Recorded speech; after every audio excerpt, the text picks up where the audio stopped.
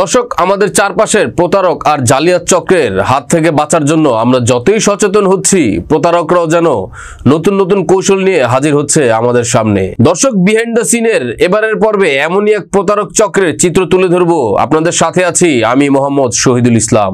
দর্শক, জিন, ভূত আর দৈত্য দানব নিয়ে হাজারো গল্প কথা ও গল্প কাহিনী রয়েছে মানুষের মুখে মুখে। ধর্মীয়ভাবেও রয়েছে এর গ্রহণযোগ্যতা।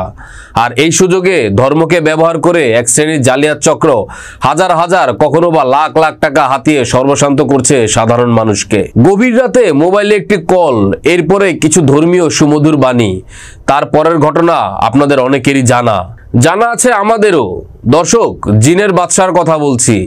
ফোন করে মানুষকে ধোঁকা দেওয়ার এই ধরনের ঘটনা নতুন কিছু না হলেও নতুন হলো এ সকল কথিত জিনদের নিয়ে এখন টেলিভিশনে বিজ্ঞাপন দেওয়া হচ্ছে, আর প্রশাসনের লোকজন হয়তোবা মজাই পাচ্ছেন।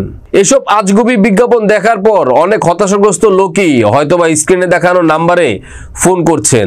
তারপরের তিক্ত অভিজ্ঞতা যে কারোর জন্যই বিব্রতকর। মধ্যরাতের পর থেকেই কয়েকটি টেলিভিশন চ্যানেলে এসব বাছ বিচারহীন বিজ্ঞাপন চলতে থাকে।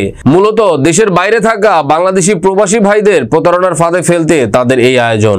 বিভিন্ন ধরনের সমস্যা সমাধানের কথা বলে প্রচার করা এসব বিজ্ঞাপনগুলোতে শুধু মোবাইল নাম্বার, আর কোনোটিতে শুধু ঠিকানাও দেওয়া থাকে, যদিও সেগুলো আসলে ভুয়া ঠিকানা। বিজ্ঞাপনগুলো আলাদা হলেও এর সবগুলো হাকিম, কবিরাজ কিংবা ভণ্ডজিন একটি প্রতারক চক্র নিয়ন্ত্রণ করে থাকে। চক্রটি ভারত পাকিস্তানের বিভিন্ন আলেমদের ছবি ব্যবহার করে কোনো একটির নাম অথবা ঠিকানা দিয়ে এসব বিজ্ঞাপনগুলো প্রচার করেন। আসলে এই ছবির কোনো ব্যক্তি বা ওই নামের কোনো মাজার ওই এলাকাতেই পাওয়া যাবে না। আশ্চর্যজনক হলেও রাজধানীর স্বনামধন্য বিপণী বিতান বসুন্ধরা সিটির বিভিন্ন ব্লগে এ ধরনের অনেকগুলো ভণ্ডজিনের দোকান রয়েছে। জানা যায় বসুন্ধরার কর্তৃপক্ষের সাথে একটি চক্র এই ব্যবসার সাথে জড়িত, আর তাদের প্রধান শক্তি হলো থানা পুলিশ, যে কারণে গণমাধ্যম তাদের কাছে কোনো ব্যাপারই না। বিজ্ঞাপনগুলো গভীর রাতে প্রচার হওয়ার কারণে বেশিরভাগই প্রতারিত হচ্ছেন প্রবাসীরাই।